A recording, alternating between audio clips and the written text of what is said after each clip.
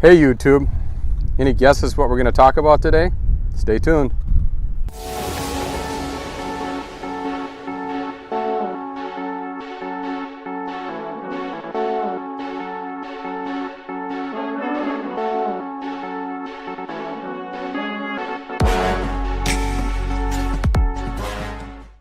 That's right, we're going to talk about how to empty the tanks properly.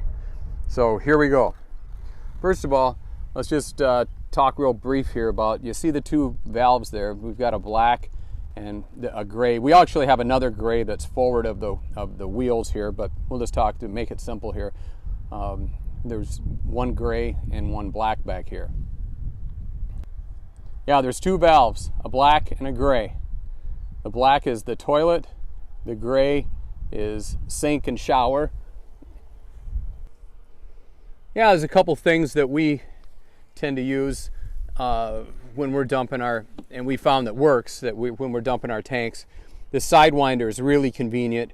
Props up the sewer line to keep it from having any low points, which making it dump way easier.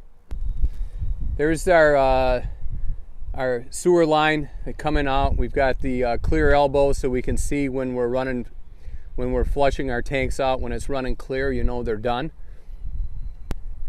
I'll drop some links in the bottom in the description for all of this stuff so you can check it out, make it easier for you to kind of get a better description.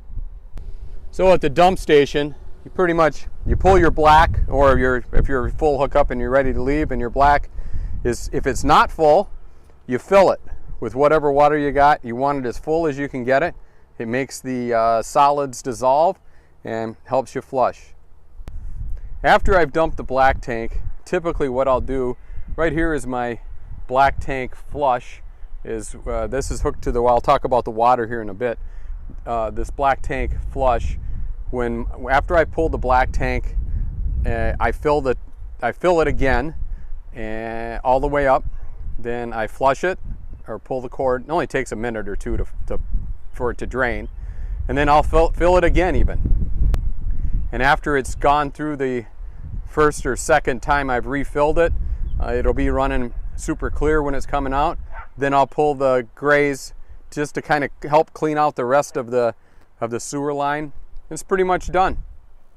This is the water end of the business here. So we basically come off the water supply with a filter, just an inline filter we get off Amazon, and then a pressure valve that is adjustable.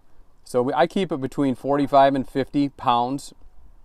That way I know it can't smoke the inside of or pop a valve or pop a fitting, or something come loose on the inside. Typically when we leave the RV, I will shut the water off. If I'm gone for the day, if we're out hiking or running, or if I'm at a race, typically I'll shut the water off.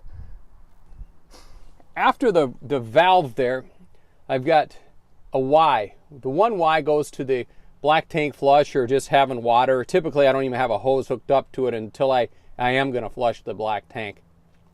Then the other side of the valve is what runs into the RV, and you can see it comes underneath, comes up through a hole through the bottom of the RV. I fill that hole with a couple of scouring pads that are copper. They don't rust, so keeps any bugs or mosquitoes or bees or whatever from coming up through the bottom of the RV into our basement. That's the command center. And then it's simple. I just basically screw it into the command center, and that's where our water is. This unit actually has you can switch that blue valve and you can have city water going, or you can flip it up for the fresh tank fill. I can fill it up on this side. There's also another fresh tank fill valve on the other side of the unit on the exterior that you can hook your hose to, just depending on if you're going boondocking and you can get water from either side, it just makes it a little bit more convenient. And there also is we've got an outdoor shower that you can plug a hose into. A quick disconnect is right there. Like I said, I'll put a link in the bottom in the description for all these items.